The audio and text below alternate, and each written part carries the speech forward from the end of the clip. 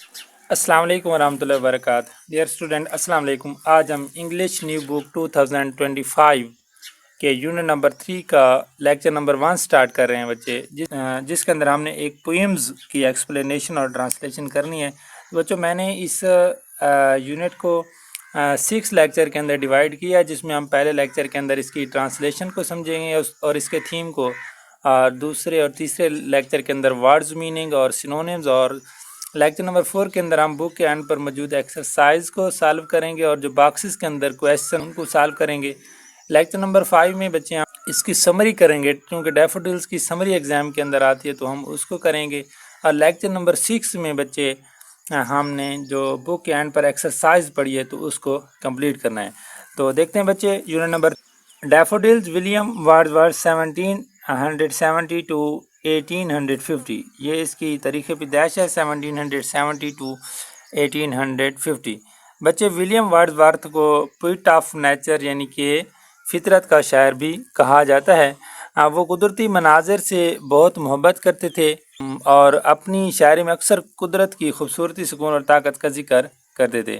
ان کی زیادہ تر نظمیں فطرت پر مبنی ہیں، جیسے ڈیفوڈلز، اور ان کی ایک اور نظم ہے ٹنٹن ایب ہے، اس کے اندر انہوں نے فطرت کی چیزوں کا ذکر کیا۔ وہ سمجھتے ہیں کہ فطرت انسان کو اخلاقی سبق دیتی ہے اور روحانی سکون فراہم کرتی ہے۔ ان کی شاعری میں انسان اور فطرت کے درمیان گہرا روحانی تعلق دکھایا گیا ہے، اس لیے ان کو فطرت کا شاعر بھی کہتے ہیں، کیونکہ انہوں نے نہ صرف فطرت کو بیان کیا بلکہ انسان کی زندگی کا ایک اہم حصہ بھی اس کو سمجھا ہے۔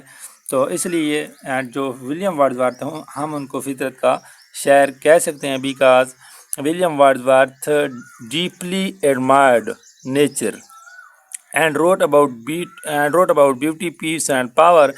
He believed that teaches moral lessons and heals the soul. وہ ان کو یقین تھا کہ یہ جو نیچر ہے وہ اخلاقی سبق دیتی ہے ایک تو، اور دوسرا یہ جو روح کے مسائل ہیں، اس کے جذبہ، حوصلہ اور اس کے تکالیف ہیں، اس کو کم کرنے کا باعث بنتی ہے۔ His poetry often describes the spiritual condition between humans and nature. ان کی جو شاعری ہے وہ اکثر بیان کرتی ہے تعلق کو انسانوں اور فطرت کے درمیان، یعنی کہ ان کی شاعری انسان اور فطرت کے درمیان تعلق کو ایکسپلین کرتی ہے۔ تو چلو بچے سٹارٹ کرتے ہیں پیراگراف نمبر 1 سے۔ I wandered lonely as a cloud that floats on high over vales and hills, when all at once I saw a crowd, a host of golden daffodils beside the lake beneath the trees, fluttering and dancing in the breeze. اچھا بچے، سب سے پہلے آپ اس کی rhyming scheme دیکھ لیں۔ تھوڑا میں آپ کو اس کی ریمنگ سکیم کے متعلق سمجھا دیتا ہوں کہ وہ کیا چیز ہوتی ہے۔ بچے، اس کا آخری لفظ دیکھیں، پہلی لائن کا کلاؤڈ ہے، دوسری لائن کا ہلز ہے، تیسری لائن کا کراؤڈ ہے، اور چوتھی لائن کا ٹریز ہے، چوتھی لائن کا ڈیفوڈیلز ہے، پانچویں لائن کا ٹریز ہے، اور چھٹی لائن کا بریز ہے۔ تو اب ہم نے دیکھنا ہے بچے کہ یہ جو اس کی کون سے لفظ ایک دوسرے کے ہم آواز ہیں۔ ریمنگ سکیم ہوتی ہے بچے قافیہ بندی کا جو طریقہ۔ تو یہ جو کلاؤڈ ہے یہ کراؤڈ کا ہم آواز ہے، ہلز ڈیفوڈیلز کا، اور ٹریز بریز آپس کے اندر ایک دوسرے سے ملتے جلتے ہیں، یہ ہم آواز ہے۔ تو ہم اگر کہتے ہیں کہ کلاؤڈ ہماری ریمنگ سکیم کے اندر آ ہے یا اے ہے، تو یہ ہمارے پاس ہلز بی ہے۔ یہ ہم کنسیڈر کر لیتے ہیں کہ یہ آ ہے اور یہ با ہے، یا ہم کہہ سکتے ہیں کہ یہ اے ہے اور یہ بی ہے۔ تو پھر کلاؤڈ سینونیمز ہے کراؤڈ کا، تو پھر دوبارہ یہ اے ہو جائے گا، اور ہلز چونکہ ڈیفوڈلز کا ہم آواز ہے تو یہ بی ہو جائے گا، اور یہ جو ٹریز اور بریز ہیں یہ آپس کے اندر ہم آواز ہیں تو ہم ان کو سی کہہ دیں گے، یعنی کہ اے بی اور یہ دونوں سی۔ تو اس جو پوئم ہے اس کی رائمنگ سکیم ہے اے بی سی۔ تو بچے، میں امید کرتا ہوں کہ آپ کو اس کی رائمنگ سکیم کی سمجھ آ گئی ہوگی۔ تو بچے، اس پوری نظم کی جو رائمنگ سکیم ہے اسی طرح ہے اے بی سی، ٹھیک ہے۔ یہ نیچے والا پیراگراف بھی اسی طرح، اور نیچے اس کے بعد جو تیسرا اور چوتھا پیراگراف ہیں ان کی ریمنگ سکیم بھی سیم ہے۔ تو چلتے ہیں اس کی ٹرانسلیشن کرتے ہیں۔ I wandered lonely as a cloud. I wandered میں گھوم رہا تھا، میں پھر رہا تھا، lonely تنہا، as a cloud بادل کی طرح، میں تنہا بادل کی طرح گھوم رہا تھا، that floats on high over vales and hills that floats جو کہ تیرتا ہے آن ہائی بلندیوں پر، اور ویلز وادیوں اینڈ ہلز اور پہاڑوں پر، جو کہ پہاڑیوں اور وادیوں کے اوپر تیرتا ہے۔ When all at once I saw a crowd, when جب، آل ایٹ ونس اچانک، آئی سا اے کراؤڈ میں نے ایک ہجوم دیکھا، a host of golden daffodils, a host یہ ایک ہجوم تھا، آف گولڈن ڈیفوڈلز سنہرے آبی نرگس کے پھولوں کا، beside the لیک جھیل کے کنارے، beneath the trees درختوں کے نیچے، فلٹرنگ پھڑا رہے تھے، اینڈ ڈانسنگ اور ناچ رہے تھے، ان دی بریز صبح کی ہوا میں۔ میں تنہا بادل کی طرح گھوم رہا تھا جو کہ وادیوں اور پہاڑوں کے اوپر تیرتا ہے۔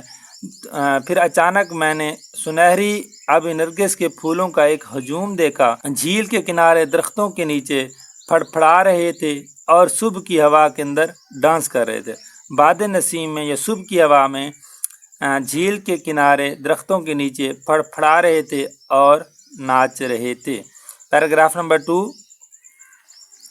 continuous as the stars that shine and twinkle on the Milky Way, they stretched in never-ending line along the margin of a bay. 10,000 saw I at a glance, tossing their heads in sprightly dance. Continuous لگاتار، اچھا بچے اس کی rhyming scheme بھی same as ہے، A B A B C C.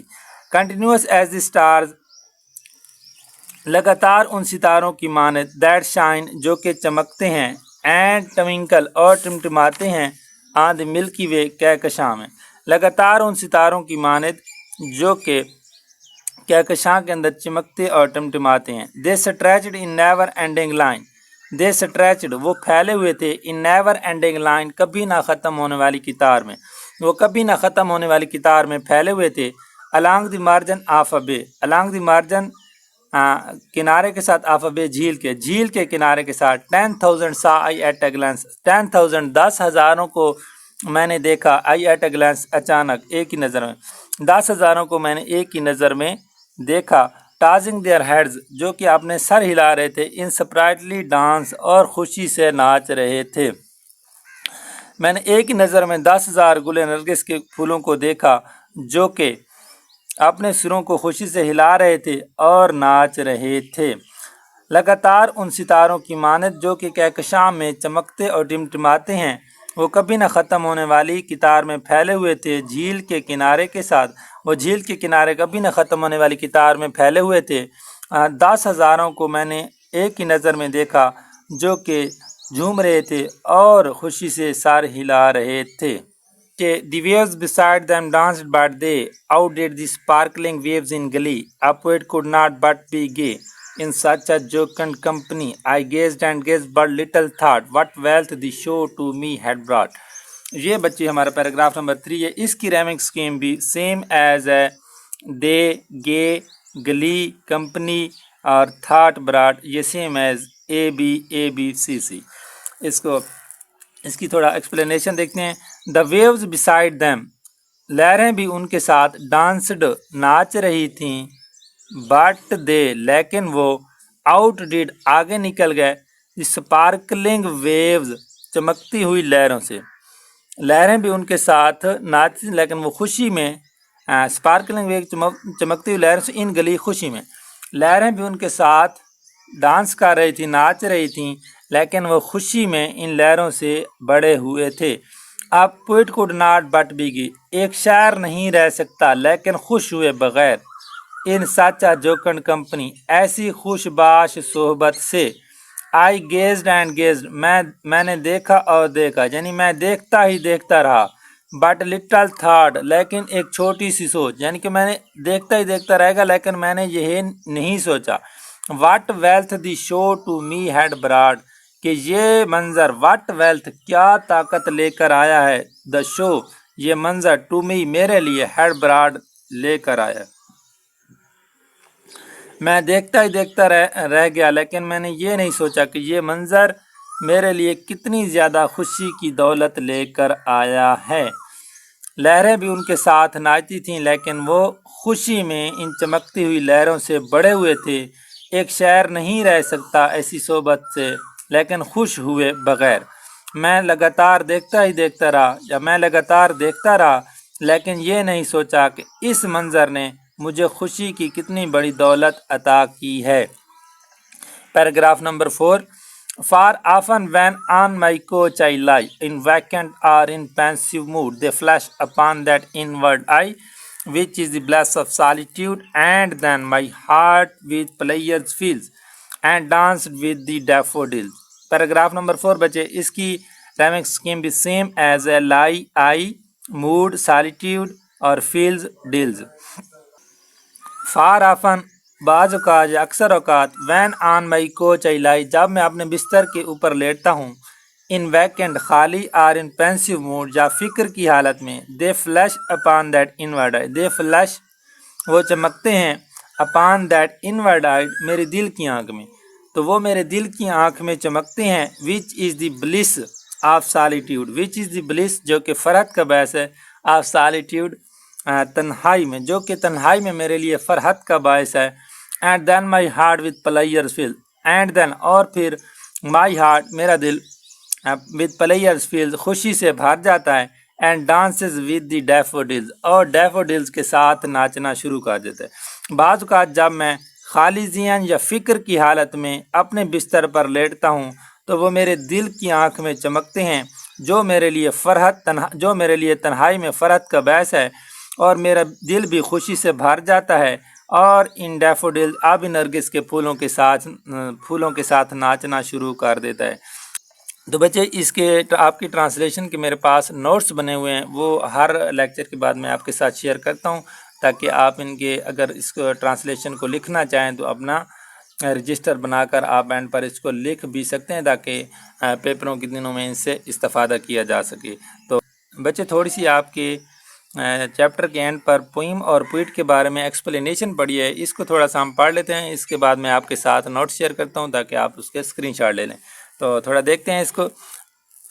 About the poem and the poet, daffodil. اچھا بچے، یہ آپ کے ایگزام میں آنے والی چیزیں نہیں ہیں، پوئم اینڈ پوئٹ کی ایکسپلین، لیکن میں چاہتا ہوں کہ چونکہ یہ آپ کی بک کے اوپر پڑھی ہے، تو اگر کسی بچہ کوئی پڑھنا چاہتا ہے اپنے نالج کے لیے، اپنے کنسیپٹ کو کلیئر کرنے کے لیے، تو پھر اس کو بعد میں مسئلہ نہ بنے۔ تو اگر آپ اس کو سکپ کرنا چاہتے ہیں تو سکپ بھی کر سکتے ہیں، اتنی زیادہ یہ امپارٹنٹ چیز نہیں ہے۔ Daffodils, about the poem and the poet daffodil is one of William Wordsworth's most famous poems. Daffodils William Wordsworth کی سب سے مشہور ترین نظموں میں سے ایک ہے۔ It was inspired by a walk Wordsworth took with his sister Dorothy near Ullswater in the Lake District on April 15, 1802, where they encountered a long belt of daffodils. It was inspired، اس نے inspire کیا، جوش دلایا، by a walk سے Wordsworth took with his sister، جو کہ Wordsworth اپنی sister ڈروتھی کے ساتھ کر رہا تھا، near Ullswater کے قریب، in the lake کے ساتھ، ڈسٹرکٹ آن اپریل 15 1802 میں، where they encountered a long belt, where they encountered جہاں ان کا سامنا ہوا، اے لانگ بیلٹ ایک بہت لمبی پٹی کا، آف ڈیفوڈلز آبی نرگس کی۔ وہ کہتے ہیں کہ بچے جب ولیم ورڈزورتھ اپنی سسٹر ڈوروتھی کے ساتھ واک کر رہے تھے نیئر اولس واٹر کے قریب، لیک جھیل کے ساتھ، اور وہ ڈیٹ تھی 15 اپریل 1802 میں، تو ان کا سامنا آبی نرگس کے پھولوں کی ایک بہت لمبی پٹی سے ہوا، جس سے ولیم ورڈزورتھ متاثر ہوئے اور انہوں نے اس ڈیفوڈلز کو لکھا۔ ڈیٹ تھی 15 اپریل 1802، اور وہ جا رہے تھے اپنی بہن ڈروتھی کے ساتھ واک پر جھیل کے ساتھ، اولس واٹر ایک جگہ ہے، اس کے قریب انہوں نے ایک ڈیفوڈلز آبی نرگس کے پھولوں کی ایک بہت لمبی پٹی دیکھی، جس کے بعد ان سے وہ متاثر ہوئے اور انہوں نے ڈیفوڈلز کی نظم لکھ ڈالی ہمارے لیے۔ تو ولیم ورڈز کے بارے میں پڑھتے ہیں بچے۔ ان کی جو ڈیٹ آف برتھ ہے وہ 1770 ہے، اور ڈیٹ آف ڈیتھ 1850 ہے۔ واز اے کی figure in the English romantic movement, جو ان کی ڈیوریشن ہے بچے، وہ کہتے ہیں کہ انگریزی کی رومانوی تحریک کا ایک مرکزی کردار ہے۔ بار ان کاکرماؤتھ، وہ کاکرماؤتھ انگلینڈ میں پیدا ہوئے۔ He developed a deep love for nature, انہوں نے نیچر کے لیے ایک گہری محبت پیدا کی، which became a central theme in his poetry, جو کہ ان کی شاعری کا مرکزی کردار بن گئی۔ Wordsworth believed that nature had the power to inspire and heal the human spirit.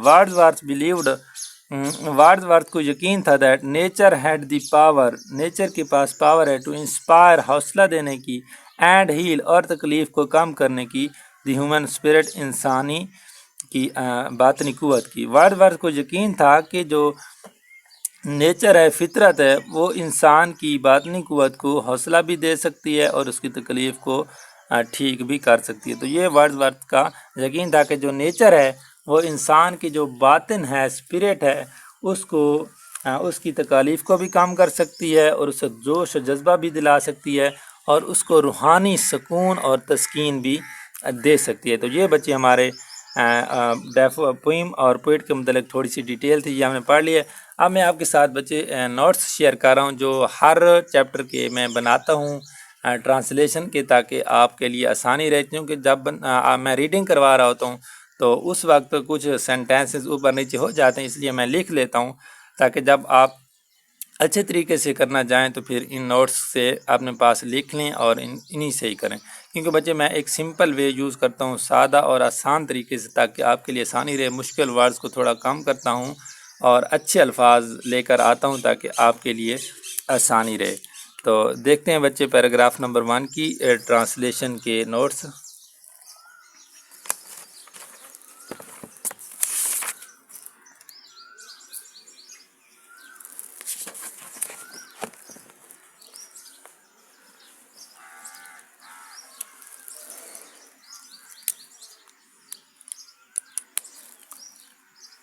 یہ بچے آپ کے اسٹینزا پیراگراف نمبر 1 کی ٹرانسلیشن ہے. اچھا بچے ایک بات سن لیں کہ ایگزام کے اندر کبھی اس نے جو ایگزامینر ہے کبھی پوئم کی نظم وہ نہیں دیتا, پوئم کی ٹرانسلیشن وہ نہیں دیتا کہ وہ کوئی پوئم کا پیراگراف دے دے اور آپ سے کہے کہ آپ اس کی ٹرانسلیشن کریں.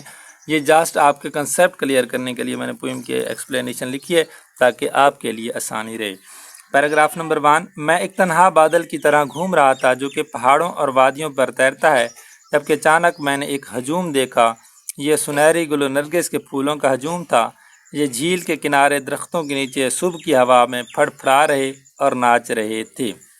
پیراگراف نمبر 2 ہے بچے. گل نرگس کے پھول لگاتار ان ستاروں کی مانند جو کہکشاں میں چمکتے اور ٹمٹماتے ہیں. یہ جھیل کے کنارے کبھی نہ ختم ہونے والی قطار میں پھیلے ہوئے تھے. میں نے ایک ہی نظر میں 10,000 گل نرگس کے پھولوں کو دیکھا جو اپنی سروں کو خوشی سے ہلا رہے تھے جو اپنے سروں کو خوشی سے ہلا رہے تھے اور ناچ رہے تھے. Paragraph number 3. لہریں بھی ان کے ساتھ ناچتی تھیں لیکن وہ خوشی میں چمکتی ہوئی لہروں سے بڑھے ہوئے تھے. ایک شاعر اس قسم کی خوشی منانے والوں کے ساتھ خوش ہوئے بغیر نہ رہ سکا. میں اس کو لگاتار دیکھتا رہا اور یہ نہیں سوچا کہ اس منظر نے مجھے خوشی کی کتنی بڑی دولت عطا کی ہے.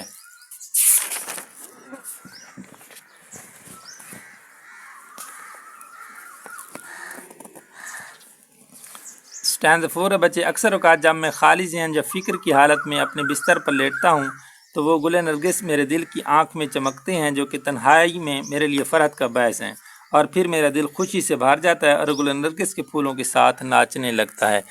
آپ کی بک اینڈ پر ایکسرسائز پڑھی ہے, آپ اس کی ویڈیو لازمی دیکھا کریں کیونکہ اصلی نالج تو ابھی آیا ایکسرسائز کے اندر. ہمارے لیے تو جب ہماری ایکسرسائز ہوتی تھی 9/10 2014-15 والی تو وہ تو بالکل حلوہ قسم کی ہوتی تھیں, لیکن اب انہوں نے کنسیپٹ ڈالا ہے اور یہ سمجھیں کہ فرسٹ ایئر سیکنڈ ایئر میں ہم نے جا کر جو چیزیں پڑھی تھیں وہ آپ کی اب 9th میں آ گئی ہیں. تو پھر اگر آپ نے اپنا کنسیپٹ کلیئر کرنا ہے, نالج انکریز کرنا ہے, تو پھر آپ کو یہ ساری چیزیں اچھی طرح سے کرنی ہوں گی.